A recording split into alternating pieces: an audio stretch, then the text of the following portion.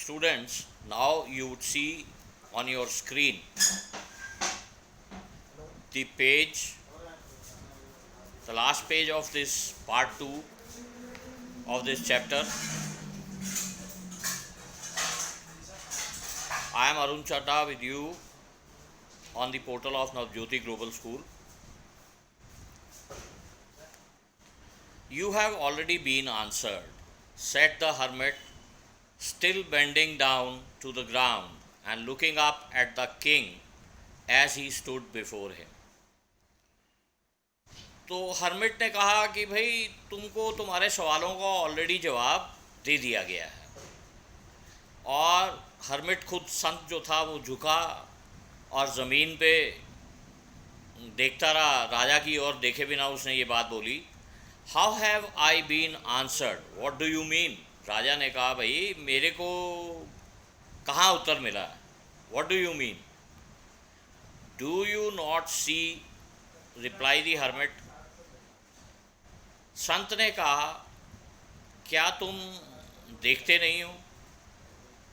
If you had not pitied my weakness yesterday, अगर कल तुमने मेरी कमज़ोरी पे दया ना दिखाई होती, and had not dug these beds for me, और तुमने ये खड्डे ना खोदे होते, you would have gone away, तुम दूर चले गए होते। Then that man would have attacked you, और तब उस व्यक्ति ने, जिसके ज़ख्म हम इन्होंने भरे थे, उस व्यक्ति ने आपके ऊपर प्रहार कर दिया होता, अटैक कर दिया होता। And you would have wished you had stayed with me, और तुम लोगों ने, आपने ये सोचा होता कि आप जो है मेरे साथ रहते। So the most important time was, तो सबसे ज़रूरी समय कौन सा था। When you were digging the beds, जब तुम खड्डे खोद रहे थे। And I was the most important man, और मैं सबसे इम्पॉर्टेंट व्यक्ति था।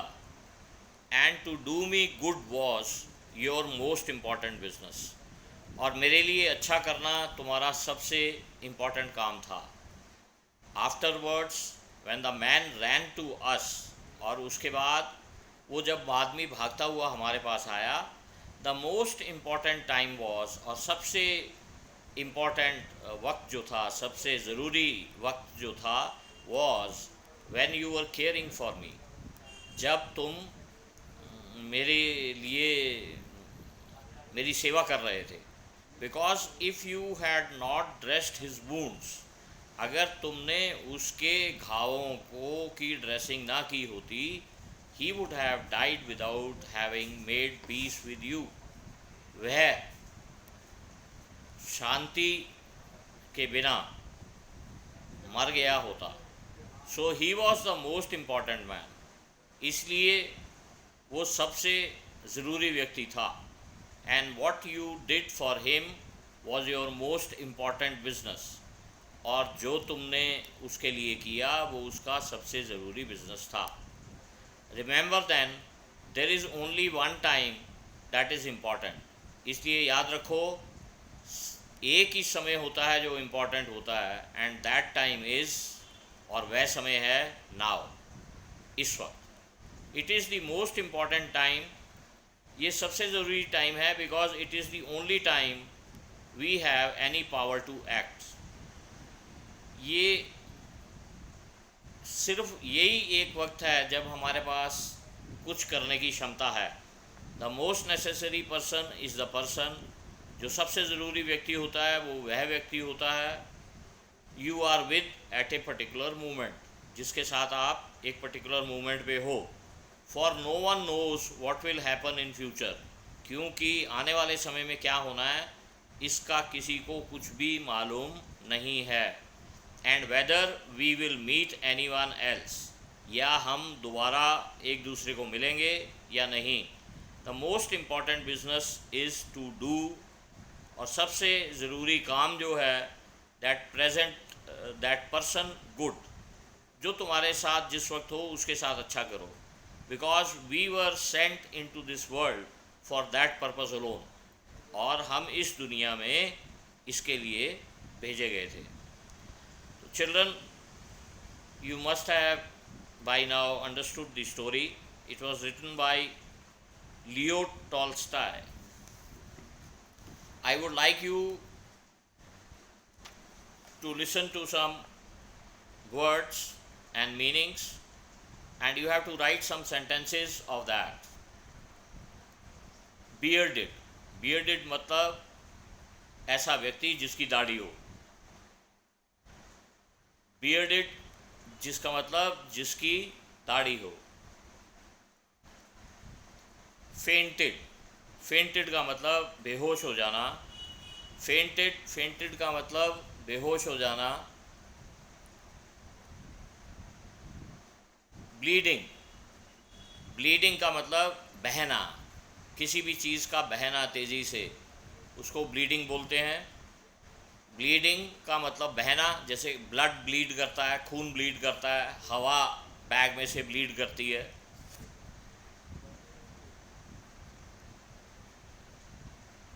वुंडेड का मतलब ज़ख्मी हो जाना. वुंडेड का मतलब ज़ख्मी हो जाना.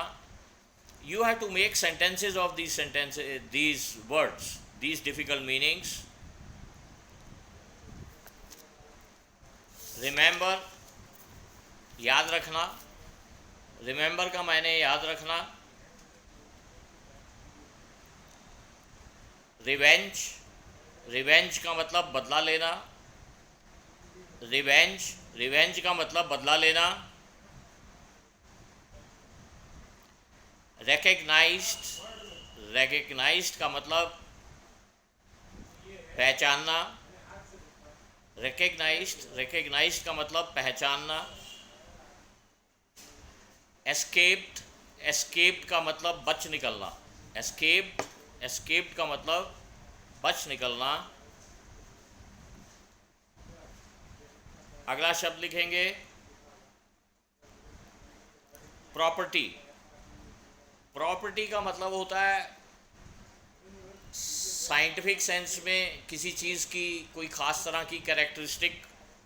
और प्रॉपर्टी का मतलब ये भी होता है कि हमारी धन संपदा या जो हमारा सामान है, हमारी ज़मीन है, तो उसको भी प्रॉपर्टी कहते हैं. बेंडिंग का मतलब झुकना. बेंडिंग का मतलब झुकना.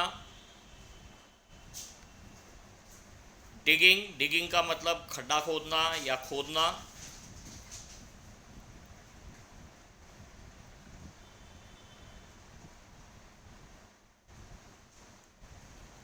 पर्टिकुलर खास तौर पे. पर्टिकुलर खास तौर पे.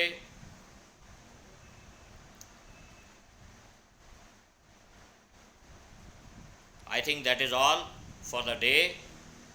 You must have enjoyed this video. It's a mix of video plus the last page of your book. You may review the entire chapter from the book, and also the whole book has been loaded. The whole chapter has been loaded in the first part of this video. So you must have seen the first part also. This was the second part of the chapter.